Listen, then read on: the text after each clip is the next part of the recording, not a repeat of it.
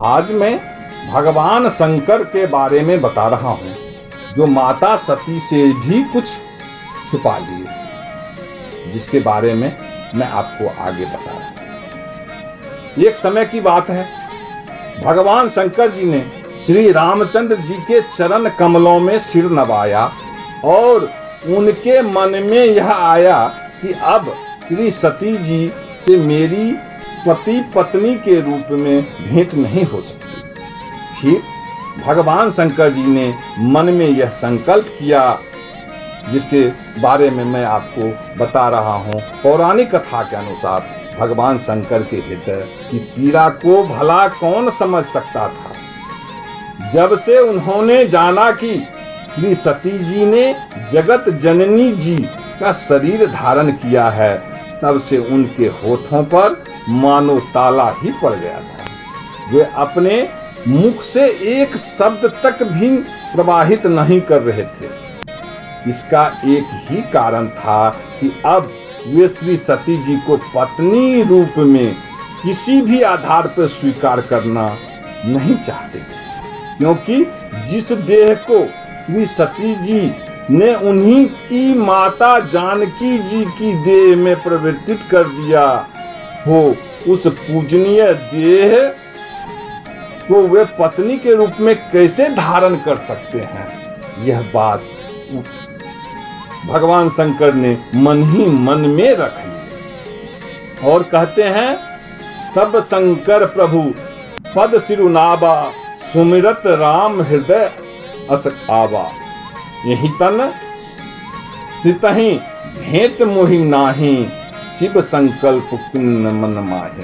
तब भगवान शंकर जी ने रामचंद्र जी के चरण कमलों में सिर नवाया और उनके मन में यह आया कि अब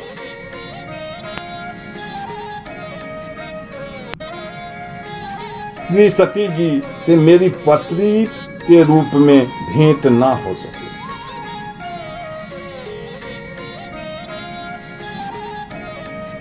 भगवान की परीक्षा लेने का अधिकार किसी और को नहीं है।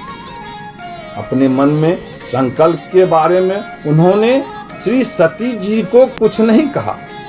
उन्हें भला श्री सती जी से क्या कहना था। वे चुपचाप कैलाश की ओर चल पड़े। जब वे कैलाश की ओर चले गए तो आकाशवाणी हुई कि हे भगवान शंकर जी, आपको छोड़कर ऐसी प्रतिज्ञा भला कौन कर सकता है। आप श्री रामचंद्र जी के भक्त हैं, सामर्थ्य हैं और भगवान हैं। इस आकाशवाणी को सुनकर श्री सती जी के मन में चिंता हुई और उन्होंने सपचाते हुए शिव जी से पूछा, किन्न कवन पन कहूँ कृपाला, सत्य धाम प्रभु दीन दयाला। यद्यपि सती पूछा बहुभांति, तदपि न केहु त्रिपुर आराती। श्री सती जी ने कहा, हे कृपालु, कहिए आपने कौन सी प्रतिज्ञा की है।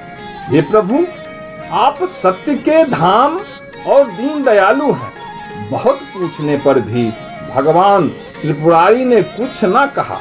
तब श्री सती जी के ने सोचा कि शिव जी सब जान गए हैं। रीति की सुंदर रीति देखिए कि दूध में पानी मिला हो तो पानी भी दूध के ही भाव बिकता है, लेकिन अगर कपट रूपी खटाई उसमें मिल जाए तो वही दूध फट जाता है और उसका स्वाद शून्य हो जाता है। अपनी करनी को याद करके श्री सती जी के हृदय में अपार चिंता है, जिसका वर्णन नहीं किया जा सकता है। श्री सती जी भी समझ गई थी कि शिव जी कृपा के अथाह सागर हैं। इससे प्रकट रूप में उन्होंने मेरा अपराध नहीं कहा।